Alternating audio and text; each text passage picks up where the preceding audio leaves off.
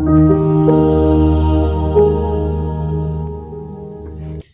Friends, आज अपन पढ़ रहे हैं कक्षा 10वीं की गणित किताब है, जो कि प्रश्नावली 4.2 का सवाल नंबर 6। ये कह रहा है वंश एक कुटीर उद्योग एक दिन में कुल बर्तनों का निर्माण करता है। ठीक है। अब एक विशेष दिन यह देखा गया कि प्रत्येक नग की निर्माण लागत रुपयों में उस दिन के निर्माण किए बर्तनों की संख्या के दुगने से 3 अधिक थी।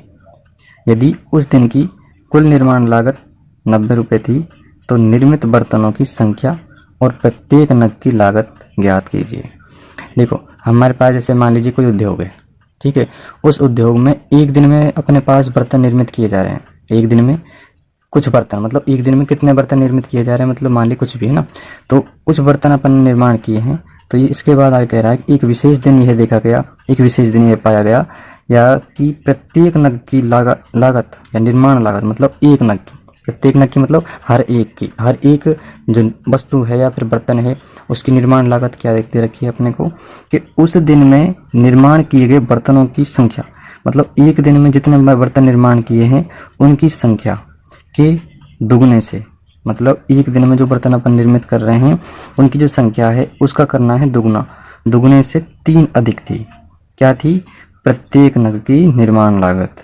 ठीक है। प्रत्येक नग की मतलब एक दिन में जो एक नग है, केवल एक नग की जो निर्माण लागत है वह जो है उसका मान है कि भाई एक पूरे दिन में कितने बर्तन निर्मित किए गए उनकी संख्या को डबल करेंगे और उसमें 3 अधिक करके उसके बराबर होगी।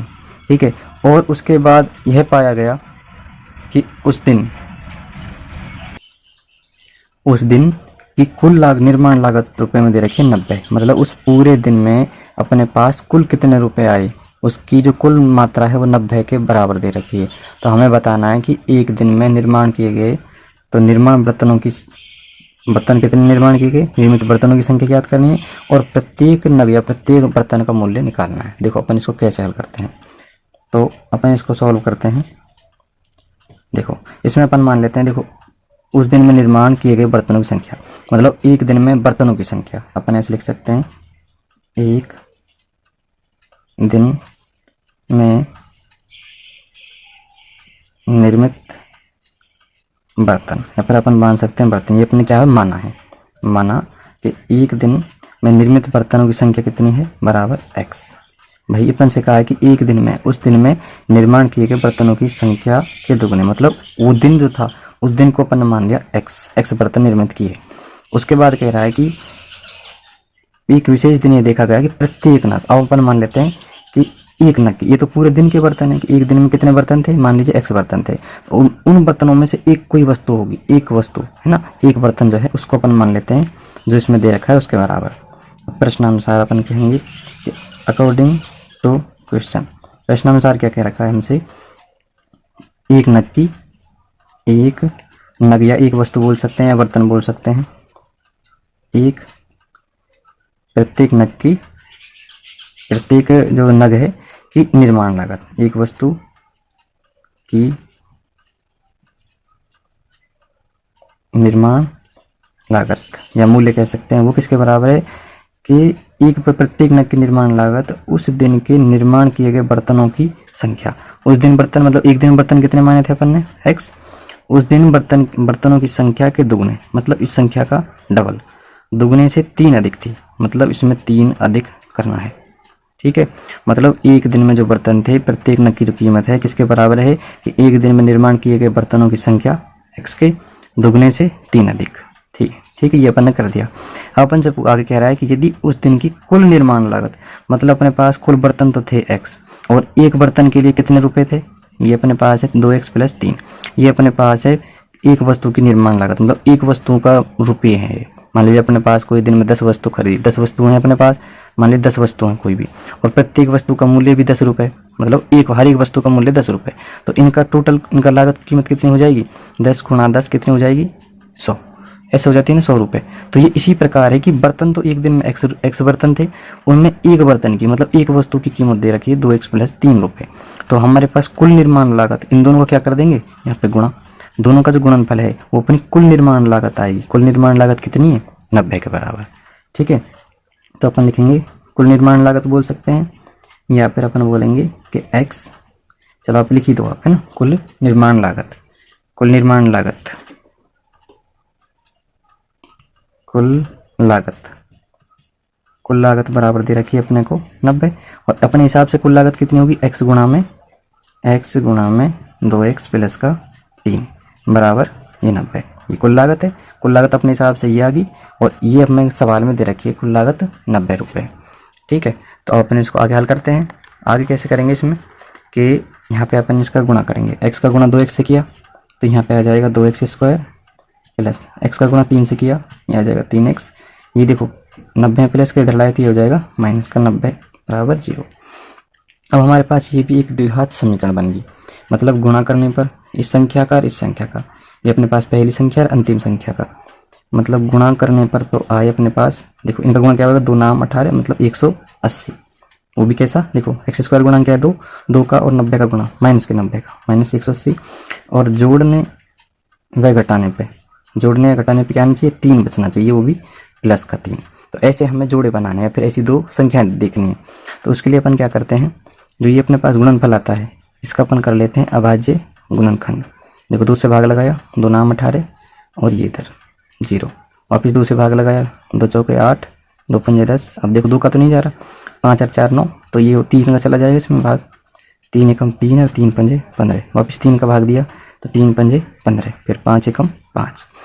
देखो इनका आप गुणा करो, 2 दूनी 4, 4 तिया 12, देखो यहाँ से यहाँ तक कितना आया, ये 12 और 3 पंजे 15। अब देखो हमारे पास 15 और 12, इनको अपन देखो जो गुणा करेंगे तो 180 आएगा, लेकिन हमें माइनस का चाहिए और जोड़ने घटाने पे क्या आना चाहिए, प्लस का 3। तो देखो आप माइनस के तो 12 ले लो और प्लस के 15, अब 15 में से 12 घटाएंगे तो प्लस के 3, और माइनस 12 गुणा 15 करोगे तो माइनस के 180। ठीक है, तो अपने पास ये जो बीच का मान होता है इसको अपन बदलते हैं। ठीक है, तो इसको अपन कैसे बदलते हैं, यहाँ पे हमारे पास ये जो मान है इसको अपन लिखेंगे 2x स्क्वायर प्लस में, देखो प्लस का 15 ले लो चाहे तो आप पहले, और नहीं ऐसा नहीं लेना चाहो तो पहले आप माइनस के मान ले लो। देखो ऐसे कर लो आप, माइनस के 12x और प्लस के 15x और माइनस के 90 बराबर 0। देखो माइनस का 12x और 15 लिया, ये प्लस का 15x, तो हमारे पास देखो यहाँ से x भी है, 2 बार यहाँ पे x, 1 बार x है, तो x भी आ जाएगा यहाँ से बाहर, और 2 का भाग भी जा रहा है, तो यहाँ से अपने पास 2 भी बाहर आ गया और x भी आ गया। तो यहाँ पे क्या बचा, 2x का इसमें भाग दिया, 2 से 2 कट गया, x की घात 2 से 1 की घात 1 कट गई, तो यहाँ पे बचा x माइनस का x से x कट गया। अब 2 का भाग 12 में दिया, 2 6 की 12 प्लस, अब अपन देखो इसमें प्लस का 15 बाहर लिया है, तो 15 एकम 15, 1 गुणा x बचा, यहाँ पे 15 6 की 90 बराबर 0। अब हमारे पास आगे देखो x माइनस 6 और x माइनस 6 दोनों समान है, तो इनको अपन यहाँ से बाहर ले लेंगे, तो x माइनस 6 यहाँ से आगे दोनों से, यहाँ क्या बचा 2x प्लस के 15 बराबर 0। ठीक है, अब हमारे पास या तो इसका मान बराबर 0 या फिर इसका मान बराबर 0। ठीक है, या तो x माइनस 6 बराबर 0 या 2x प्लस 15 बराबर 0।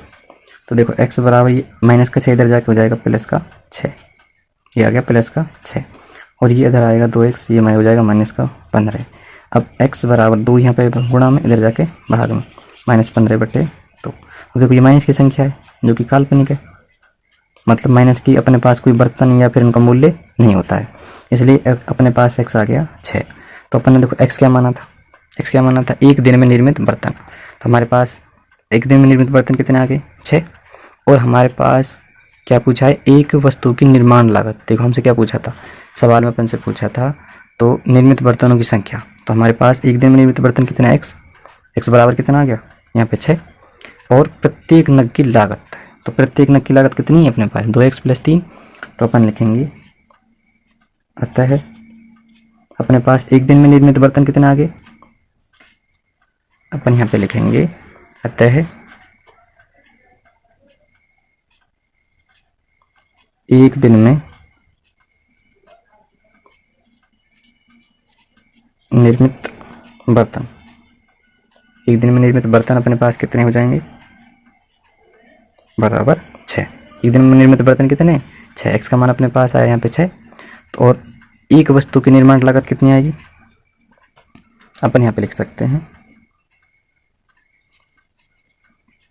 एक वस्तु की लागत बराबर, लागत कितनी है देखो ऊपर, ये अपने पास 2x प्लस 3 है, तो अपन लिखेंगे 2 गुणा में x के स्थान पे क्या लिख देंगे अपन 6, तो यहाँ पे 2 गुणा में 6 प्लस के क्या है यहाँ पे 3, तो 2 6 की 12 प्लस 3 बराबर आ गई 15 रुपये, क्योंकि ये क्या है एक लागत है। अतः हमारे पास एक तो ये आंसर हो गया और एक ये हो गया। ठीक है, तो ये अपने पास ही कंप्लीट सवाल हो गया, ये अपने पास ही सवाल था। तो आपको हमारी वीडियो कैसी लगी आप कमेंट बॉक्स में ज़रूर बताएं, और कोई समस्या है तो आप उसमें पूछ सकते हैं। ठीक है, धन्यवाद।